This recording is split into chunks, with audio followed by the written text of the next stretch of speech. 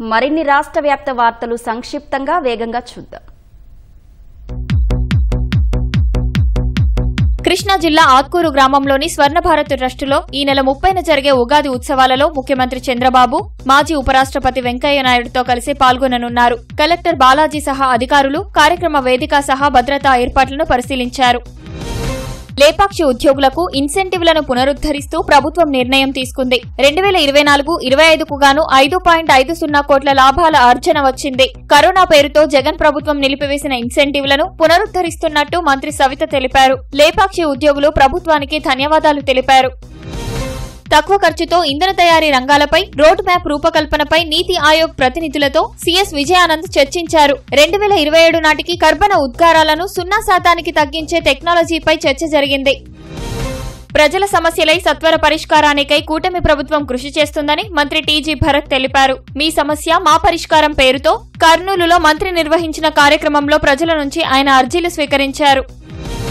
అనంతపురం జిల్లా బ్రహ్మసముద్రం మండలం గోవిందయ్యదొడ్డి గ్రామంలో తెలుగుదేశం జెండా కట్టను వైసీపీ నాయకులు తొలగించడంతో తీవ్ర ఉద్రిక్తత పరిస్థితులు ఏర్పడ్డాయి. పోలీసులు ఇరు వర్గాలను చెదరగొట్టారు. టీడీపీ నాయకులు మళ్లీ జెండా కట్టను ఏర్పాటు చేసుకున్నారు.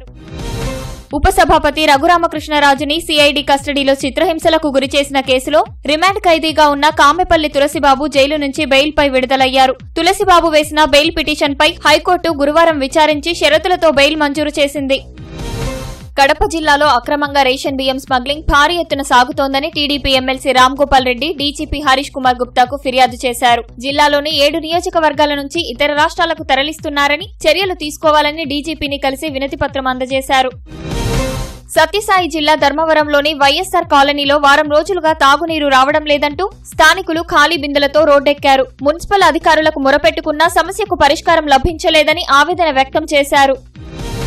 కర్నూలు జిల్లాలోని ఇసుక రీచ్ల వద్ద అక్రమాలను అరికట్టాలని టిప్పర్ ఓనర్స్ వెల్ఫేర్ అసోసియేషన్ ఆధ్వర్యంలో లారీల యజమానులు కలెక్టరేట్ వద్ద ధర్నా చేశారు. రీచ్ల వద్ద ప్రభుత్వం నిర్ణయించిన ధరల కంటే ఎక్కువగా కాంట్రాక్టర్ నగదు వసూలు చేస్తున్నారని ఆవేదన వ్యక్తం చేశారు.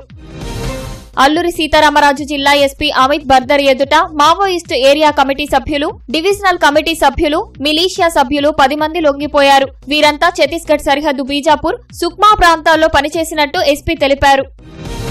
అనకాపల్లి నూకాలమ్మ కొత్త అమావాస్య జాతర ఘనంగా ప్రారంభమైంది. రాష్ట్ర పండుగగా నెల రోజుల పాటు జరగనున్న నూకాలమ్మ జాతరను శుక్రవారం రాత్రి ఎమ్మెల్యే కొనతాల రామకృష్ణ ప్రారంభించారు. భక్తులు అధిక సంఖ్యలో అమ్మవారిని దర్శించుకుని మొక్కులు చెల్లించుకున్నారు.